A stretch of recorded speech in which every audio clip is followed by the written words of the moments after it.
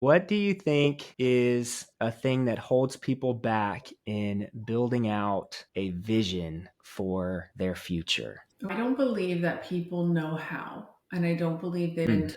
taught or given the opportunity. When I work with CEOs, I find that they sometimes really struggle to think what they want because they've been building businesses for other people who tell them, this is your role, or this is where you're going to move, this is what I'm going to give you for a salary, versus somebody else who really wants to get to that level of saying, what do I want? I don't think people have the wherewithal or even know what a vision is, because a Wow. lot of times they've worked for corporations that will tell them, this is how much money I'm going to pay you, this is what your role is going to be, this is where you live for your job.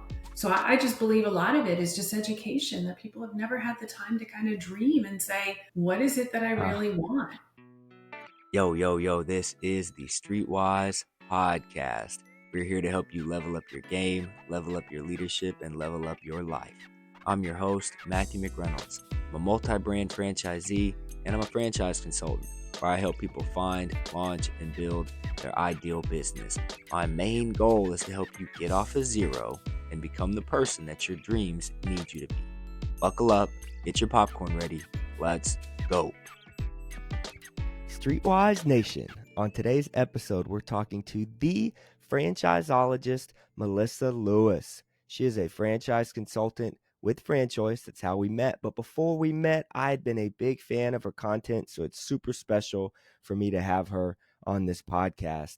Today, we talk about her journey, what makes franchise consultants valuable to their candidates. We talk about creating daily habits and building structure in our days and how important that is. We talk about the ups and downs of entrepreneurship, but also in life, and how, again, our pain leads us to our purpose, but it also connects us to others, and a rising tide raises all ships. It's our shared experiences. It's those things that make us better because they hurt and we have to grow through them, that actually help us to level up. I love this episode because it's a true example of me reaching out to somebody who's been doing something longer than I have, but I want to learn. I want to grow everything that she's been able to do to make her business successful. I want to experience it. I want to absorb it. And I want to be able to do that for my business as well. The types of questions that I'm asking, these are the types of questions that you should be asking the same people that you see, that you want to be like, that you aspire to be. So take this as an episode to learn franchising at a high level, but also take this as an example of how do you reach out to people that you would like to mentor you, or that you would like to learn from, or how do you connect with others in your circle to add value to the people that you're trying to reach and trying to help. Buckle up, get your popcorn. This one's a good one. Let's go. what's your day-to-day like as a franchise consultant? Like, how do you structure your day and build systems? Because For it's something I myself, struggle with. I would say that my schedule over the years is less than a lot of other people. I only work 4 days a week, and I'm very focused on the times that I work so that, as you do, have young kids at home, being home. So I started doing that when I was pregnant with my son, and I had had a hard time getting pregnant. And my husband was like, well, why don't you kind of, lessen your load and work 4 days? And once I started doing that, I just never changed it. So I work 2 days on, a day off, 2 days on, and then you have the weekend, which works really well. So I have very kind of structured time. But, my whole goal is to make sure that I'm getting a few people a week for consultations. That is really important to me, to always have that part of my pipeline, because those are the people that, are going to drive our business, and to truly help them looking at the franchises. I'm interested in the time blocking. So that's basically is that Wednesday every week that you have off? Is Not there to say anything I specific? don't work at all, but I call it my mom day. Like, if I need to get things Yeah. done, or I volunteer, or I have some stuff of it's the day I can take the kids to school and pick them up and be involved in cheer and soccer practice, and because I don't get to do as much of that during the week. So yeah, so that's like Okay. I make sure I have that day to fill kind of. So it's still a structured day. It's just structured in a different way. Mhm. Yeah. Everything fills in. And so you have two kids? 2 kids. 6 Okay, and what are their ages? 6 and 9, and what are they into other than cheer and soccer? So my 9-year-old boy is very active. He has a lot of Yeah. energy. So so they both run at a Myo club, they call it, at school on Mondays. He's in running, he's in soccer, he's takes boxing lessons, and they both do Nice. gymnastics. And then my daughter has drama, cheer, running, gymnastics, and soccer. So lots of good stuff. Yeah. Yeah. Yeah, your kids are still pretty young. It's always hard to balance the family stuff along with the business building. So I'm curious, other than your day that you block off, how do you balance that out yourself? Well, I just stick to my schedule, and it's not a schedule that works for everybody. But my morning is when I get the kids ready. So I do all of the lunches and breakfasts and getting them dressed. And my husband takes them to school, and that's when I work out.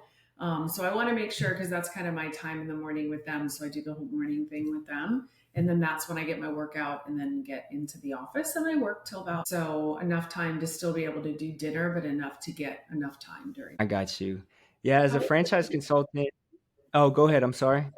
So you have 9, don't you have 3 kids? 9? Yeah, I've got 3 kids. So my oldest is 6, my middle is 3, and they're both boys. And then my youngest, the little girl, is 1.5. Oh, you got your girl. All right. 2 older brothers. Yeah. Yeah. Oh, she is. She's the scariest one out of the bunch. Nobody Right. nobody messes with her. She knows how to stand her ground already, which is good. That is Which good. is really good. Yeah, the thing that we struggled with, my wife and I, was, and we still do, it's finding the balance between our schedules. So one of us isn't overly loaded with the kids and all their things. Have you been able to implement any strategy with your husband in getting those things figured out? Is it ever heavily loaded on one person and the other person has to compensate in other ways? My husband has a lot more flexibility than I do. And we also have a nanny that works 3 days with us just to help stuff around the house. And that's a huge Yeah. help. Something that, she's moved from helping with the kids when they were young or when we had COVID to, just helping around the house and, prep Yeah. and laundry and that kind of stuff that you just never get done.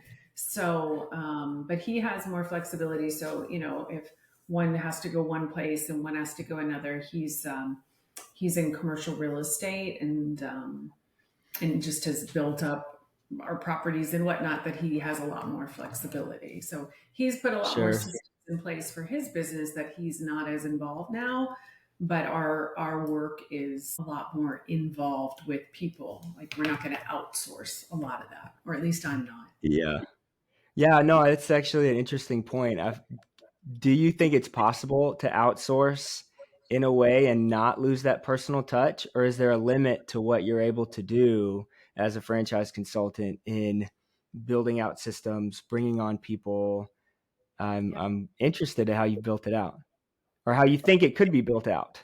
Yeah, I don't know. I mean, I think we'll start seeing that industry, but I do think that there is a lot more about, bringing the expertise and having the one-on-one. It is such a personal touch, and hearing and seeing people, that I think that there's a real part of the business that's not cookie cutter, or that you don't just throw things in and an algorithm comes in. I think it's really understanding and researching the businesses that we do so well, and the people too. So, but I'm pretty selective with who I work with. I don't want to work with too many people that I don't know people's names of their kids or what they do for a living or where they came from. Like, to me, after 20 years in the business, I mean, that's what fuels me is being hands-on to know their story. That's super special. I think there's a lot of power in that. There's so many franchise consultants or people who have the tag franchise consultant on their LinkedIn profile or on their business card.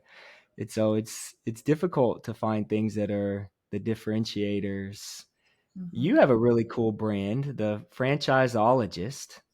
How did you come up with that? When did you start building that out? And what has that process been like just from A to Z? That's a great question. Thank you. So, so I've been in the business since 2004 as a franchise consultant, and started in franchising, one, but became a consultant on four. So it's been a long time. And back then, nobody really did anything online. Nobody had brands. It was just a different business. And I took some time off when I had my daughter. I took about 6 months after I had her, just to have time. And when I got back into the business, Matthew, it was like a totally different business. Like everybody had websites and there was a social media and everything had changed. And so that was when I needed to really understand, like, what's my brand and what does this mean? And have you ever read the book, The Alchemist? Yes. Yes. So that's one of my favorite books. And just the beauty of the idea of alchemy, of bringing, like, a really, two precious metals, if you will, to come together. Or, let's say, without each other, they're semi-precious, but when you bring them together, they're precious metals.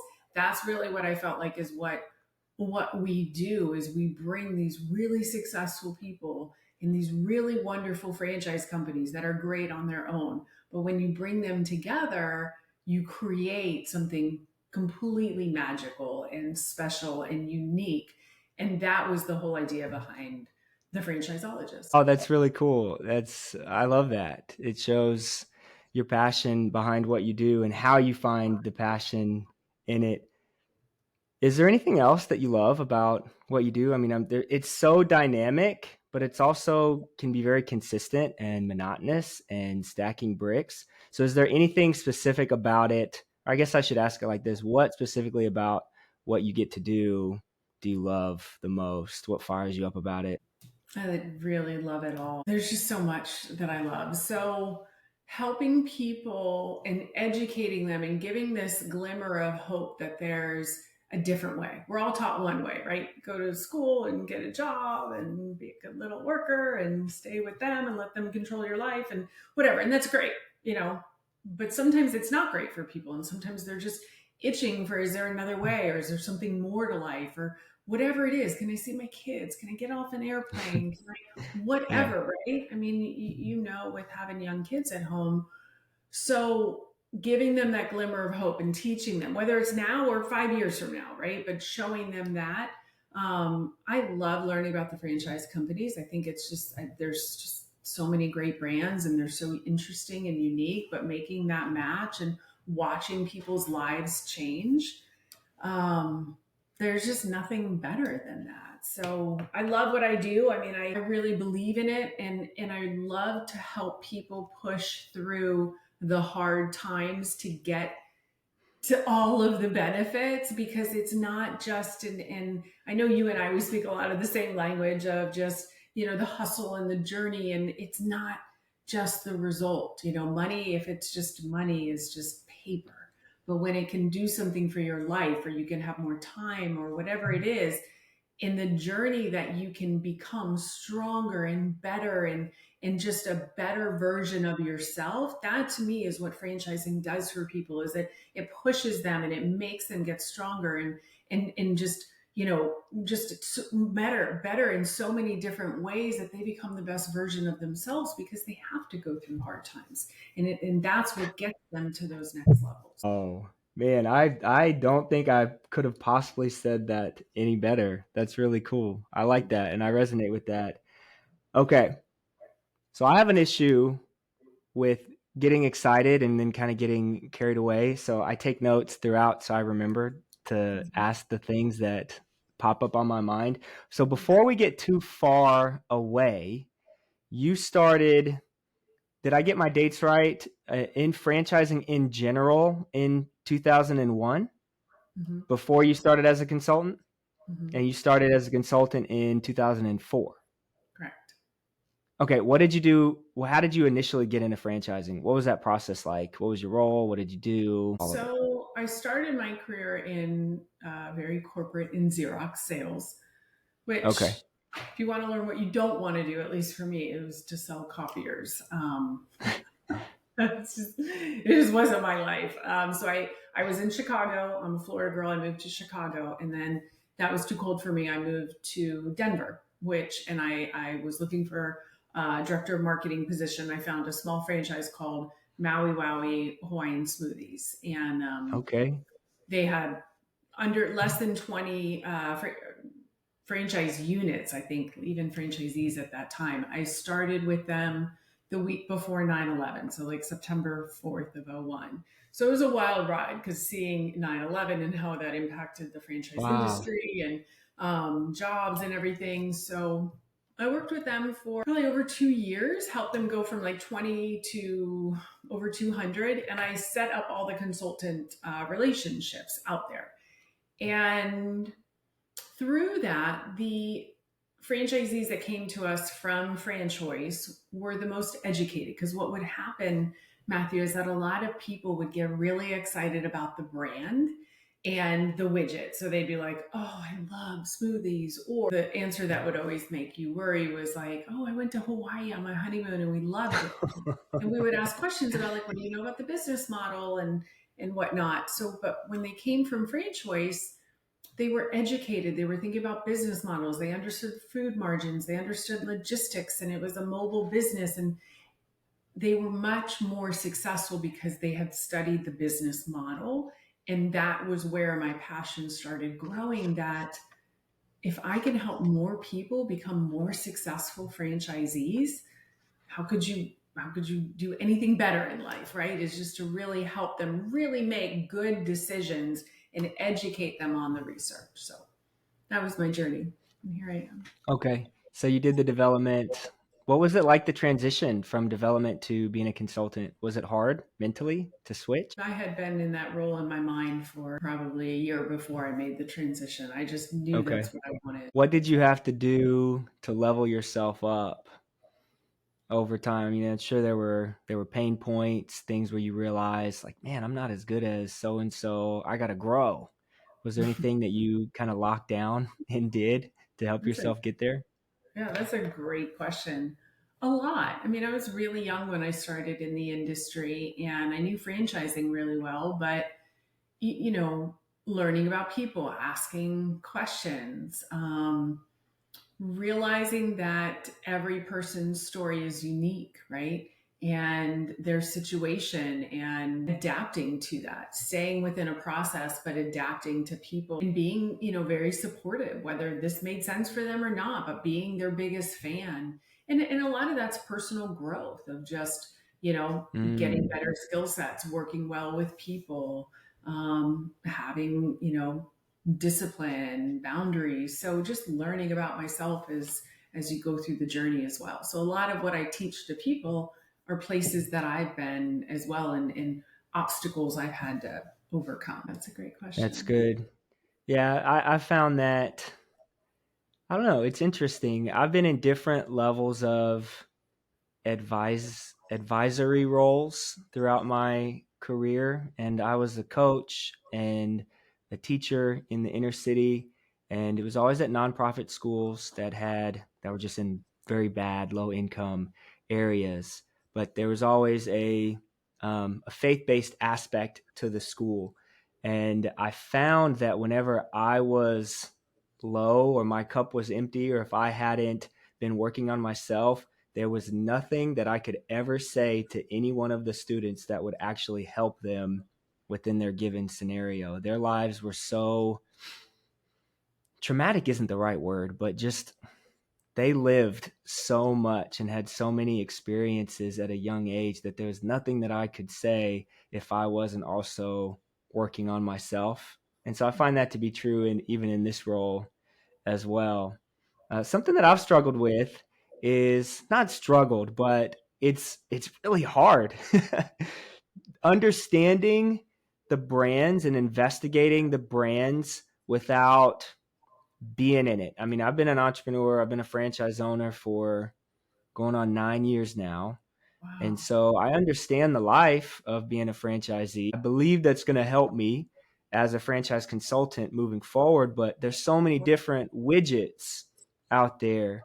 So I'm curious how you truly investigate the widget versus, we go to these conferences and brands present to us, and you've sat through a few more than I have at this point. Everything sounds good. They all Right. sound, the presentations are, well, they're not all great presentations. Let's be real. Some of the presentations are better than others, but the businesses sound good. I'm curious how you personally investigate and put brands in front of people that you truly feel fit for them and where they're at. Yeah. I mean, that's a great question. I think one of the main matching criteria is understanding the role of the owner. And since you've been a franchise Okay. owner for 9 years, you can probably understand what are they doing on a daily basis, right? Is this a more of a sales and business development franchise, or is this, a staffing franchise? So their role has more to do with operations and staffing and turnover and hiring, or is this a kind of stay in the background and work managers working on the business and checking your KPIs? But I think when you get that understanding of the day in the life, to me that's really what you're matching. It's not you know fitness versus food versus whatever, children's enrichment. It's more about what's the owner's role, and then what is their desired income, or I'm sorry, outcome. What do they want to? What is their goal, right? What are they looking to achieve over time? And making those two connections, and then a lot of it is the trust in the franchisor. You get that by knowing them. I mean, you already in your career, I'm sure, know a lot of the franchisors from doing research and being a part of a couple different brands and bigger brands, right? Bigger parent companies, right? You're No, with, yeah, we're with Neighborly. That's Mosquito Joe is under Neighborly, and then we just in about 6 months ago, back in August, and we're doing this. It's February 2024 now, so 6 months into Groovy Hughes, which is under Horsepower. So yeah, at least Neighborly's huge, and Horsepower has a lot of ambitions to become huge. right. So yeah, but they're two totally separate entities in the sense of what I as the owner have to do and what's expected of me, not just of the sales cycle, but also the type of team that you have to run. I mean, I knew going in, but it was just crazy how different two different brands within home services actually can be. How so? But What is Mosquito Joe, for example, is a recurring business model, and we spend a lot of money on mailers and digital marketing, just like most brands. But once you have a customer, you're touching that customer a lot. In Dallas, we go out to houses 13, 14 times a year. right? And next year we have a presumptive close, so we're coming back again unless you tell us to leave you alone. Where in Right. painting, it's a much bigger ticket, and you just don't have the same recurring. Somebody might add on, say we come and we paint your kitchen. Will you do a good job? 3 months from now, okay, we want you to paint the game room upstairs. Now we want you to work on all the bedrooms. But those are months and months in between. And so Right. your sales force has to always be selling. Where in Mosquito Joe, I can almost guarantee certain revenue based on how I build out my routes. If I know that, and we're on a 21-day cycle, so I want to keep the integrity of that to some extent. But Mhm. if I know that we've got 4th of July coming up, I can move a full 2 or 3 days of revenue up to meet that holiday from my guys. And so I can really control my revenue. And if I know that I need some extra cash for whatever reason, maybe we move routes up, maybe we push things back. I know in December it's going to get cold, so let's pull those routes up so we don't lose those treatments later. So you can control your revenue in a way that you can't necessarily with bigger ticket items like paint. And I underestimated what that transition would be like. Also, networking, being in the networking circuit, I do a lot. About 60% of my week is out in the community networking. I am out Wow. and rebranding myself 3 times now. I am Streetwise franchising now People out in the community, they know me as Matthew, the franchise guy. You do franchising, and they got Streetwise mixed in. So we're building that out. But the bug guy first for 8 years. And now, wait, you got a paint company too? Oh, okay. They're franchises. You're the franchise guy. Got it. And so it's starting to click. Yo, thanks for listening this far. It's at this point in the episode that I want to talk about Streetwise franchising, teaching, training, building. Streetwise franchising. As a franchise consultant, it's my job, it's my absolute pleasure, and it's my mission to help aspiring entrepreneurs find, launch, and build their ideal business. I've been a franchise owner for almost a decade. I know what it means to struggle. I know what it means to build a team. If you're ready to get off of zero, if you're ready to build something for yourself, visit streetwisefranchising.com. Let's get the conversation started. Don't wait until tomorrow to build your future. It starts today. Streetwise franchising. Stay humble, stay hungry, stay streetwise. Let's get back to the episode. Initially, that I just underestimated certain things. I think adding the second brand and becoming a consultant at the same time is probably one of the most humbling experiences in my professional career so far, for sure. Just all 100%. of it at once, or just two different roles, or which part of it? Adapting the roles, all of it at once. That SBA process is a beast. I don't care who you are, filing for that SBA, sending in those documents, getting them sent back. I mean, I'd never done that before. I didn't have to do that the first time. My dad bought Mosquito Joe in 2016 when he was getting ready to retire from Apple Computer. And I got married on March 12th, and March 13th, my wife and I flew up to Virginia Beach for corporate training. And so he acquired the franchise and then threw us literally in the fire to run that thing. And so we built out the team and, but we didn't have to do all the grunt work in the beginning. And so it's just a lot. You get thrown a lot of tools and a lot of resources, and franchising is not a plug and play in the sense that you can invest in this widget and then the widget just works. I think either way, if you're working in the business or on the business, you're still working.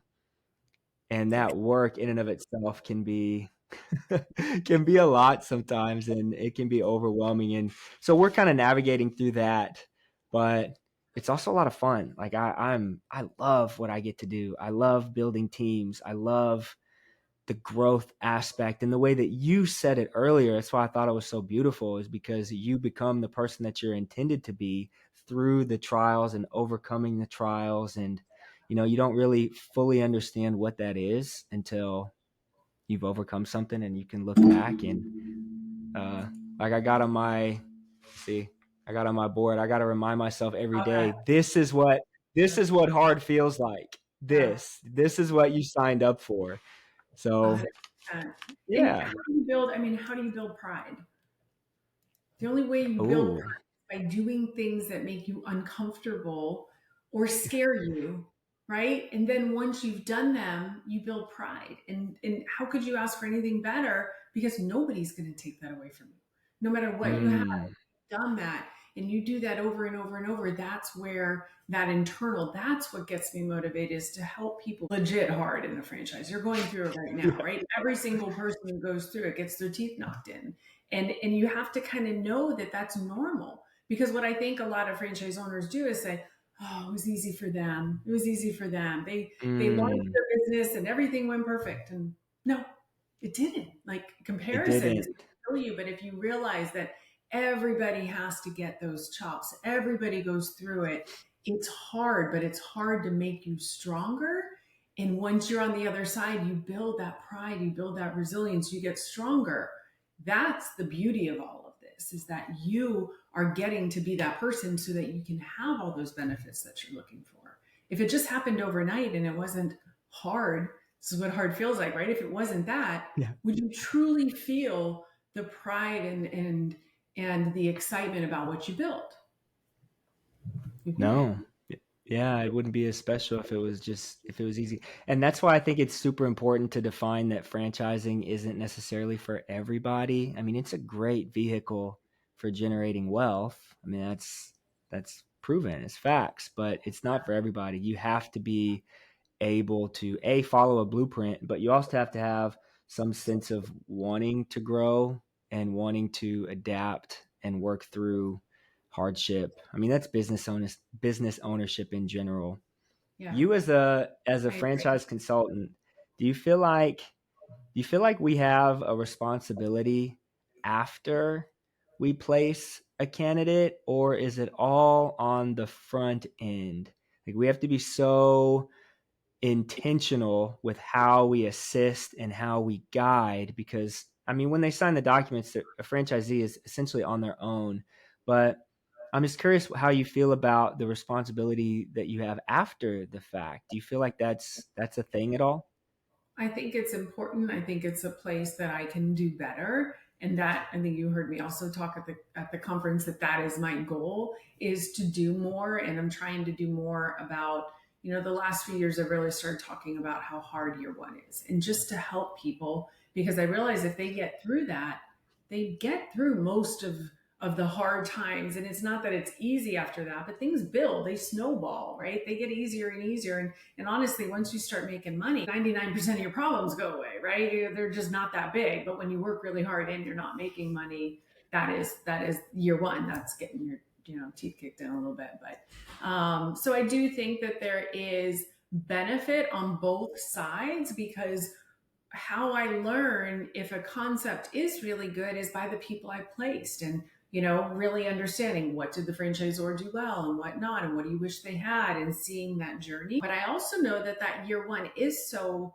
hard, at least in the first like 3 to 6 months when they're going through training and onboarding, that they have a lot going on. So I think it's a little bit of a dance. I've also noticed some people really want to lean on me and want help, and other people kind of want to go on their way. So I think it's a dance and it's personal, but I definitely think of checking in, letting them know that what they're going through is probably normal, or if they just need advice. And then also being there to always just support them. If they've had a great day, to celebrate. If they've had a hard day, to say, no big deal. Tomorrow's going to be a million times better. Just keep going. So yes, I think it's important, but I also think you know, there's the uniqueness of people and what they want to. But that is a place that I think I can just always get. That's a really good answer. I appreciate that, because I don't know, I am new to being a consultant, and I've seen I've just seen people come in as franchisees. I mean, I'm a part of all these Facebook groups of like franchisees in the systems that I'm in, and you see a lot of negativity, and people are genuinely struggling, but I think they tend to it's it's common to want to point the finger when things go wrong. And no franchise system is perfect. Right. Some are better than others. Some are more franchisee focused than others. And no franchisee is the same. I mean, these are people coming from all different walks of life. And you just see so much negativity every once in a while of people that are just truly struggling. And I just sit back and think, like, man, is that something that could have been prevented? Or is it just a natural part of franchising in general?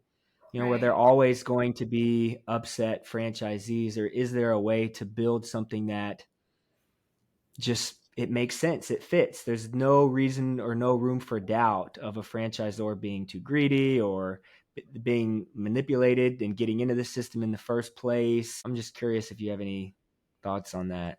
I If I'm maybe think thinking too hard about it. I just think that you have to do your research and validation with franchise owners. But if you are looking at an emerging brand and they don't have a lot of franchise owners, you have as much knowledge as you have, which is researching, the franchisor a lot more than the franchisee.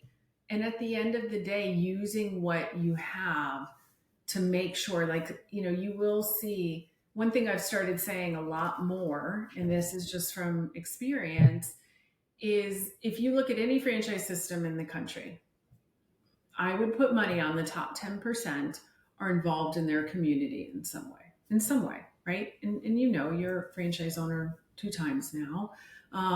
There's some grassroots there, whether it's sponsoring Little League or networking groups or whatever it is, there's something there that is strong at the roots. Because if it's all based upon media or digital marketing, or Google can change its algorithm tomorrow, right? And that can just, if you put all your eggs in that basket. But if they know that they're working with the owner and they're coming by and you're connecting with them on a community-based level, that's a lot harder to shake. So I do think there's a responsibility no matter what the franchisor, it's that it's your business, right? And at the end of the day, you have to get out and make it happen. And a lot of people Oh, don't like 100%. that. I think that they realize that it's their business. That's also the beauty of it. How have you seen franchising and franchise systems help people who want to become entrepreneurs that, I mean, could have put something together and built a business on their own? You still had to create an LLC, you still had to invest in marketing. How Right. have you seen, after your time as a consultant, the concept of franchising or buying into a system help individuals like that? I love that question, because there are people that are too entrepreneurial, I think, for franchising, where they just feel like their wings would be clipped, right? So that is a reality. But I've had a lot of entrepreneurial people who built their own businesses, look at a franchise not thinking it was going to fit, and then seeing how much value is there so they don't have to spend the time and the money and the mistakes. So to me, the beauty of franchising versus an independent business, one is that they've been there and they've done that, right? It's a mistake tax instead of figuring it all out.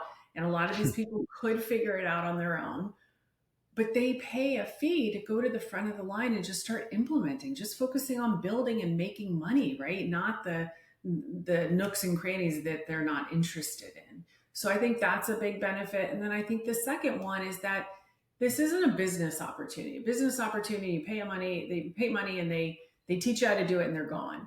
You have different challenges and different growth opportunities wherever you're at in your journey. So your journey at year one is different with Groovy Hughes than it is year 9 in Mosquito Joe's, 100%. right? So somebody at year 5 or year 9, they don't have the same things going on in their world as somebody who's brand new in the business, right? They may want to say, I want to have 5 regions, or I want to only spend 5 hours a month in the business, or I can't keep managers, or whatever it is, right? I want to build a $5 million business in the next blah, blah, blah. There's different places they want to get to, and the franchisor is always there to help you to get to that next level, not just train you how to do the business. And I think that's why success rates are so high, is because they're supporting you through the entire journey. Plus, your journey really has a lot to do also with your colleagues and your other franchisees,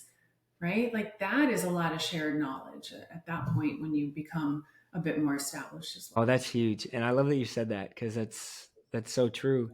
Franchisees in the system are, at least in my experience, the best value add that I've had. I mean, again, doing a lot of networking, doing a lot of mastermind type stuff. You go into these rooms of other business owners, and there's usually training, and you get to sit and interact with folks and learn from them. But what better value than getting hundreds of other people across the country that are in the same business that you are, that are working to solve the exact same problems that you're trying to solve. Yeah. And I think that's really cool. What That's do you a think? business owners typically don't get. They don't get Right. all No, of that's that it. shared value of being at the top and really how to build it. Yeah. You had said something a second ago, and I feel like you did it on accident, but I wrote it down because it will be a LinkedIn post on my LinkedIn soon. You had said their expected income, but you meant to say their expected outcome. And those words are so similar. Like there's a LinkedIn post, income versus outcome. Yeah. Where do so many people fall short when getting into business ownership when it comes to income versus outcome? Is that too out of the blue, or is that, I just threw that together? Yeah. I Well, feel it's like I funny. might have to sit on that I was one. like, well, I think everybody does really focus on the income. They think I want to replace my salary, right? That's usually the number one. And it's just business ownership is just not the same as a job. It's I call it the redheaded stepchild, at least for year one, right? Because it's like, wait, I have to invest money, I have to take risk, I have to work really hard, and then you're telling me I'm not going to like replace my income right away. Yeah, like it's a lot more than just income, right? You have income, you have your cash flow from the business, you have the tax deductions that your business is going to bring. You're building wealth through the equity of your business. So it's in different buckets, but it's also what you want out of life, right? You want to see your family or get off an airplane. And so I think the income is one part of it, but because with the job, that's what we know is the salary. I think that we think that, but really when you look at the whole piece of really what you want, and I'm finding a lot of people right now not connecting with their work. I don't know if you're hearing this as well in the field of talking to people, but this disconnect of what I do, how does it relate to my purpose, right? How does it relate to where I'm at in life, or am I making the world better, or am I helping my children, or whatever it is, but that correlation of like what I do, does it actually matter? And I think that's Wow. that's a big part of it too. Wow. Well, Random. you knocked that out of the park. That was awesome. Good That's a job. hard question. How do Good you? job. You knocked that out of the park. That was great. Man, I almost felt guilty asking you that, but I take it back. That was You're good. gonna throw me a couple hard balls. I'm curious about Yeah. Streetwise. So how did you come up with the name? Is that from your background? So Tell me a little bit about that. it does come from my background. You may or may not make fun of me, but that's okay. So I grew up, we were like, it's not like we were poor. We were low middle class. My dad grew up on a farm in Kansas, came here and worked his way up Apple Computer and did his thing and really built a life for us. My mom, her parents were both in the educational space. And when I grew up in Pflugerville, Texas. So very Oh, diverse. Yeah, just north of Austin, very diverse. And I never really understood, and I'm biracial, and I never really understood what the diversity, the impact that was going to have on me until I transferred after my freshman year of college from Texas State to Wheaton College up just outside of Chicago in the western suburbs. Played football up there, and when I graduated, I went to the inner city to teach, to coach, and do my thing. And that's what I studied was criminal justice with an emphasis in urban education. in And Chicago? in Chicago. Yeah. And so my background is just gang intervention, education, working with guys in the hood and low income areas. It's what I did. And so the whole thing of being Streetwise, it came from my experience as I've leveled up in this entrepreneurial journey. I've gained so much knowledge and wisdom from my interactions with people like you, people that have been in the game for a little bit longer than me.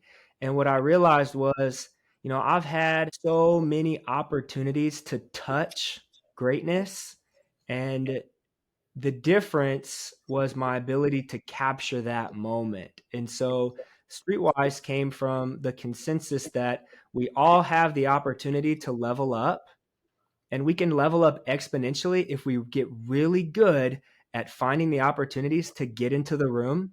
And then when you get in the room, look at everybody else that's in there and just absorb as much as you possibly can. And then when you've taken everything you can from that room, either open the door and try to let more people in, or go look for the next room that can continue to help you level up.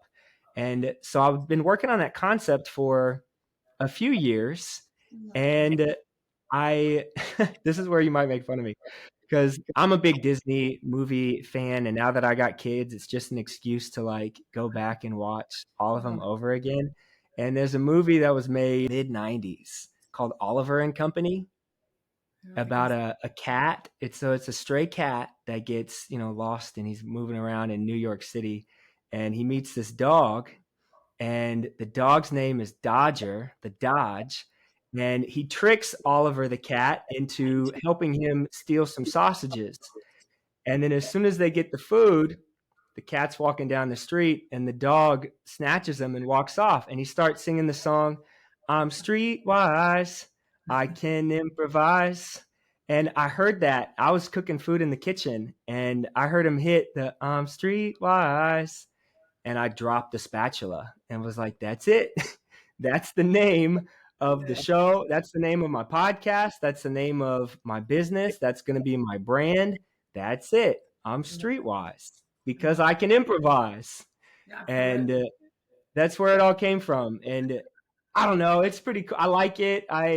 It's been interesting because I'm interacting with people that are buying these franchises that don't really look like me. They don't always fit my demographic. And I feel like I'm feeding into that a little bit, that uphill battle of getting people to give me a chance and talk to me. I think the name doesn't necessarily help me in that category, but it does add a little bit of intrigue of what's this dude about? And I think once I get the door open and get people in, I'll be able to build some momentum that way.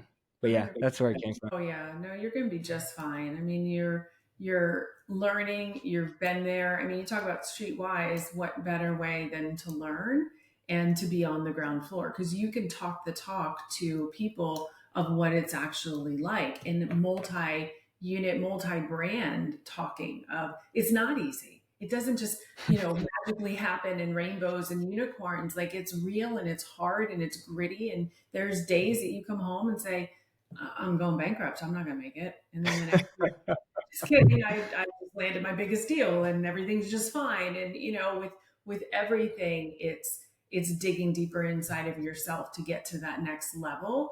And I think being on the ground to teach that to people, because think of the knowledge you've already brought of being able to talk to all different types of people, building two businesses from the ground up and taking on your consulting, understanding the differences of, higher ticket with less volume or less repeat business versus, maybe a longer pathway to build a business like Mosquito Joe, but having smaller ticket, but over time that becoming more repeat so you can step back.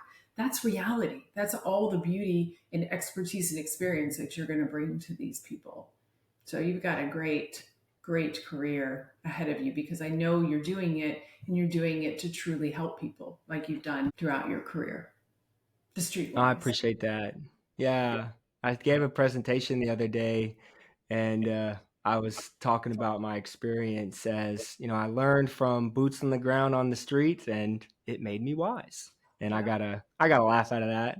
So I like that. I'm curious, how do you prioritize the daily tasks? Because there's just so much. There's just so much that can be done. I feel like something that I'm running into, not necessarily a struggle, but working through is, okay, what is worth my time to do today?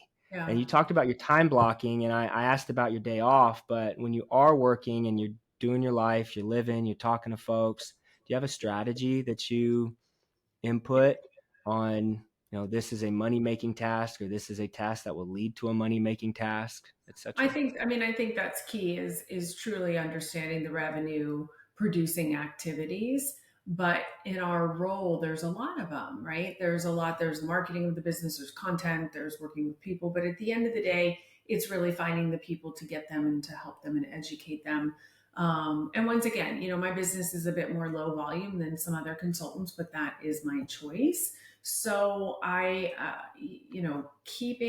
for me, content is big, and always just having, content out there. That's a part of it, but that can be done really at any time. That doesn't have to be during the day, or, it could be that's a lot more flexible. So the number one thing for me is having consultations and having enough of those during the week. And then I've really spent a lot more time on making sure I have time to think, like an introvert, need to think and really truly understand the people and, where they are in their situation and the strategy and the strategy to the franchisors. So that is valuable time for me. But I think I've also realized that I just can't do it all. Being a mom of two and having my business and everything else in life, there's systems of discipline of things I don't let go. I'll be done by 5:30, and sometimes it maybe even 6, but I don't miss the mornings with my kids. I don't miss my workouts. I make sure I get at least hopefully 2 consultations a week. And then just always getting better. I'm not great at a lot of things. And, having great systems and processes it's always evolving, especially with technology and tools that are out there. So just figuring out which ones work, but also know I can get it all done. It's just not going to happen. So what are the most important things right now? And that's what I always try to think of. Like, I don't know about you, but I can have a lot of browsers open in my head of like, I'm working and it's Valentine's and they have a school party and my kid wants me to do this and what do they have for lunch and right? And so some of it is like there's going to be some balls that are dropped, but what is most important right now and what needs to that's not as important to me. So I think a lot of it is like the business side of understanding what's going to drive your revenues, and then on the personal side of what are the ones like our kids say, what fills their cup. I don't know if your kids have that from kindergarten or whatever, but like what fills your cup, right? Like that is important to have that time, because if you're not happy in what you do, you can't take care of other people. And I truly believe our work is really taking care of other people and truly educating them and making space and making sure they're seen and they're heard. And a lot of people don't get that in corporate America, and we really want to help. What are the things that fill your cup? Well, working out, I mean, that's a big one for me. I'm sure we share in that. I start my day, like a lot of people are very like meditative and they say they have like quiet time, and I'm kind of the opposite of like, it's a good day when I've got like 90s hip hop as loud as possible in the gym. Like, so I do like a lot. Music is what gets my energy up. It always has been, always will be. I like to be outdoors. We live near the beach, so spending some time when we have good weather. And I think just having a little, I think being in control is a big one for me, of knowing that there's going to be weeks I work really hard and then there's going to be weeks that I don't, but knowing I'm the one driving that feels really good, because every week will be different. Was there anything in your life that kind of gave you a drive to be different or do things different? I find that people typically have a moment or a situation that happened where it's like, okay, after this, I sparked a change. At least people who are doing stuff at a high level, I feel like have experienced that in some capacity. Do you have anything like that you still kind of work through? Yeah, so kind of like your story. I say that, I was a girl who kind of grew up on, the other side of the tracks, if you will. So my family, my dad raced harness horses. So we were in the horse business and we traveled a lot, but I didn't grow up with a lot. And, my dad left second, third grade, somewhere in there. And it just wasn't easy for my mom. There were times when we just didn't have much. And she went back to school. She was doing all the right things to support me and doing the right things, but things just weren't that easy.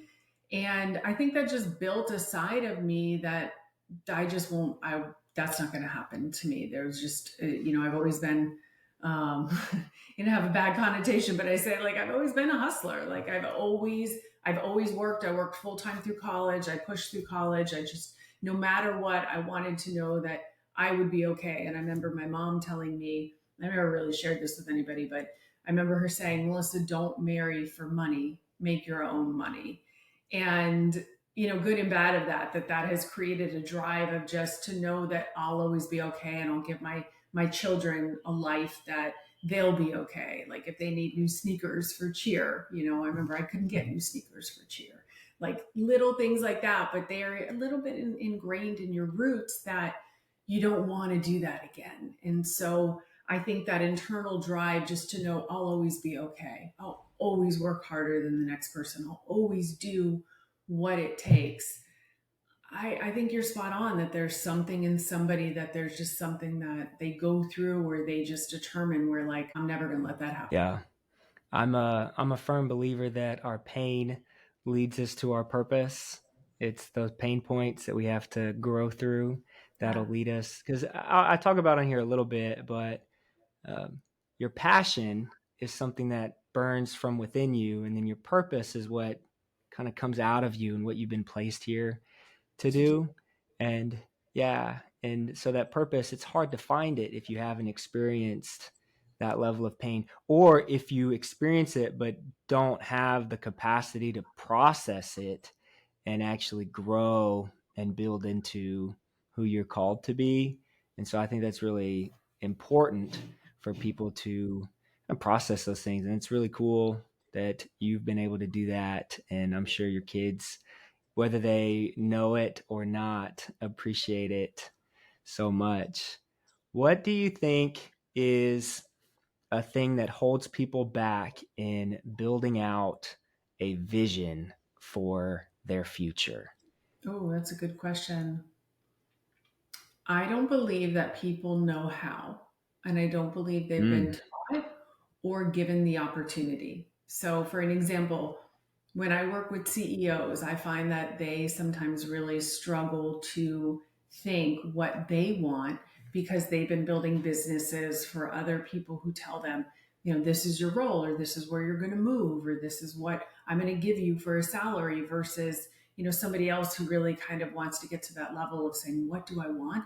I don't think people have the wherewithal or even know how of what a vision is, because a Wow. lot of times they've worked for corporations that will tell them, this is how much money I'm going to pay you. This is what your role is going to be. This is where you live for your job. So I just believe a lot of it is just education, that people have never had the time to kind of dream and say, what is it that I really want? Wow. Yeah, I think I take that for granted sometimes. I think I've been I've been given the opportunity to only dream and only cast a vision. I've been called out for, I know what 5 years is going to look like better than I know what next weekend is going to look like. That's And amazing. it's hard for people to really, it's hard for me to resonate with people sometimes. And I think it's hard for people resonate, but I think they just get frustrated with my lack of concern with weekend plans. And so I have to accommodate for the folks in my circle sometimes. But no, that's Well, it's interesting. I'm in glad that. teaching. I mean, the beauty that you can bring is really the teaching and the education of, what do you want? What does that look like? And what Mm. are the facets that, you know, go into what you want out of life? Then how do you just start moving the needle a little bit? That's so true though. Like I feel like so many people that I interact with, and I'm trying to get to the place where I interact with more CEOs. I found that the podcast is introducing me to people. People reach out to me after they've become a franchisee. So I'm That's trying to get there a little bit earlier. They've already worked with you, and then they hear my podcast, say, "Oh yeah, yeah, yeah, cool. You're a consultant. That's great." But even people that are younger, that, millennials, we're us, and then the guys behind us are kind of the first generations of, maybe I don't have to go through the steps, but yeah. there's still a disconnect with, let me actually create my ideal life and then work it backwards and then take those daily steps Those to daily get steps. there. But you're spot on. Um, There's a lot of that coming with, newer generations, that they don't want the world exactly to tell them what box they're in. And that's awesome. I worked with a guy who dropped out of college, and his dad was a big component of being an entrepreneur, was just a very entrepreneurial man. And I said to the son, I said, so why'd you drop out of college? And he said, well, I went to college to learn how to make money, and all they wanted to do was teach me how to get a job. So I went and make money, and got into real estate and then into a franchise. But I thought that was one of the most wise answers, and he was probably wow. like 20 or 21 when I worked with him. So yeah, Wow. a Yeah, lot. no, that's really cool. Okay. Last couple, because I want to respect your time. I feel like I could keep going, but I want to respect your day.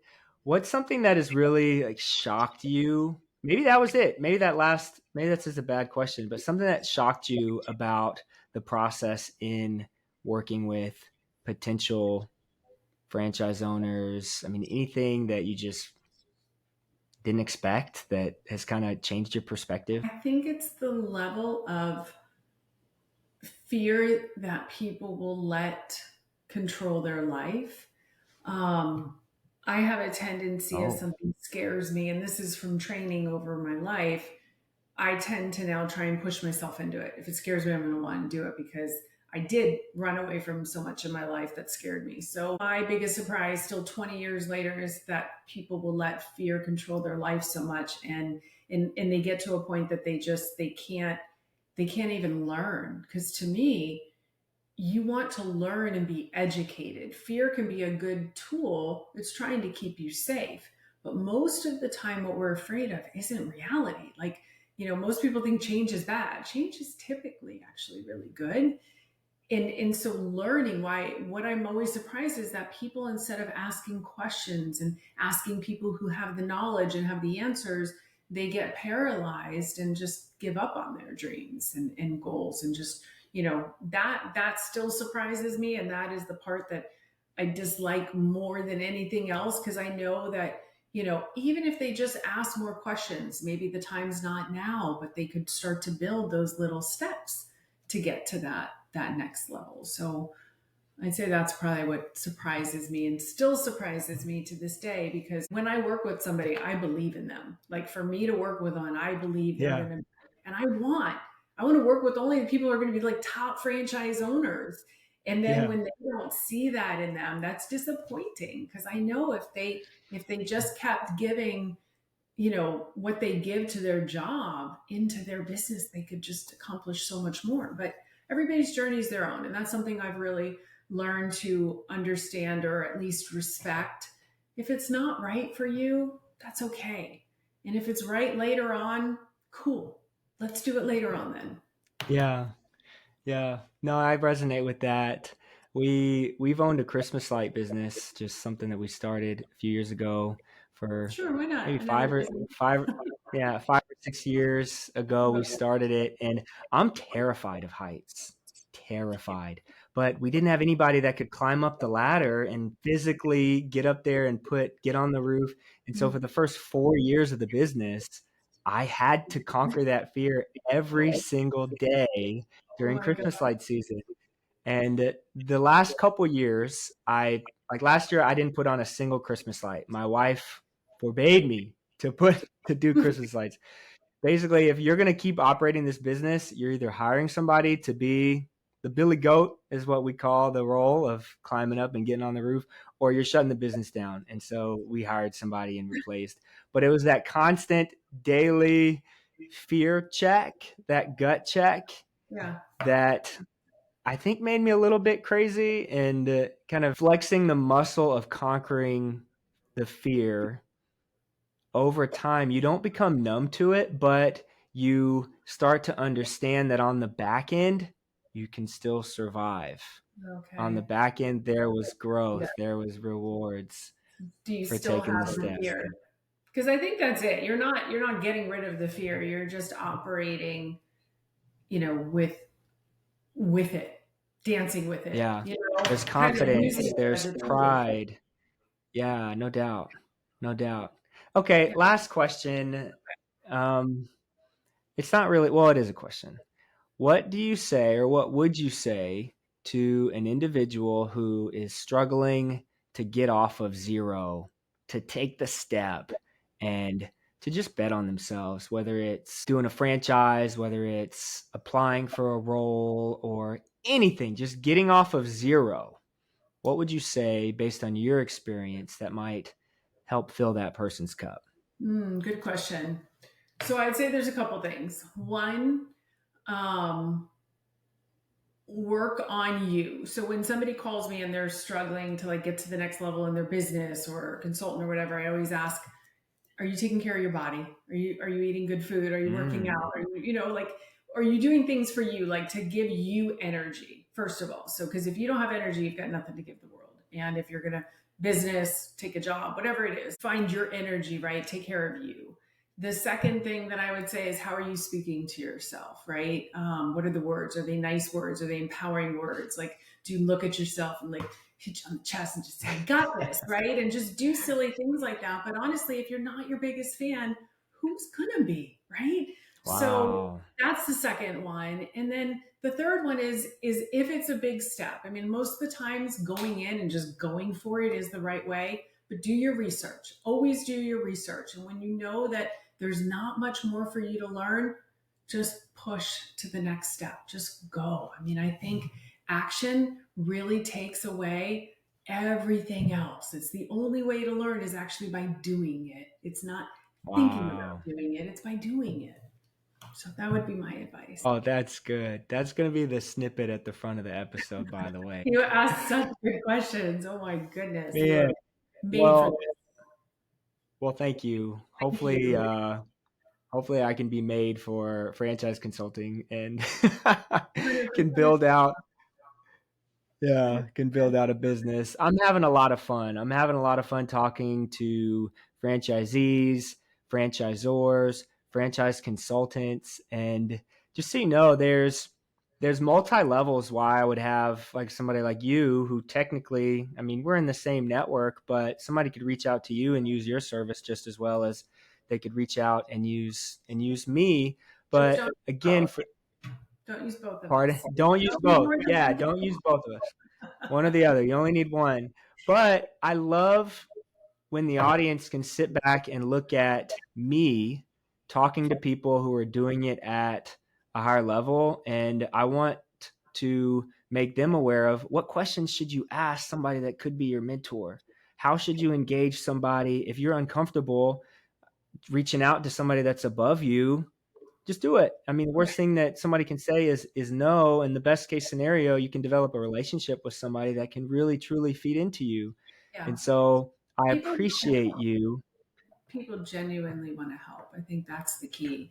And people want to help Yeah. people see themselves. And I think that's what, why so many franchise consultants or at least franchise are attracted to you and are excited about you being in our network is because they remember wanting to learn and be excited and learn everything about franchising and be, just honest and humble and all of the things, but you've got real world experience. And that is the key. You've been there, you've done that, boots on the ground. You know what it's like to eat and sleep and breathe these franchises every day. That's what you're going to bring. No doubt. No doubt. Well, thank you. And if you ever want to come back on and you got something you want to chop it up about, you are more than welcome. Thank you so much for joining. To the listener, I hope you got a nugget. I hope you got your popcorn and your notebook and your pen because there's a lot of value add here. As always, stay humble, stay hungry, stay streetwise. Peace. All right, everybody. That's a wrap. Thank you so much for making it to the end. Hey, if this episode added any value to your life at all, please like it, share it, give me a 5-star review. It's the only way that this show is going to gain traction and help more people achieve their dreams.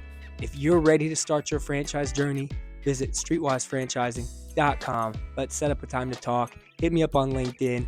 Until next time, stay humble, stay hungry, stay streetwise. Peace.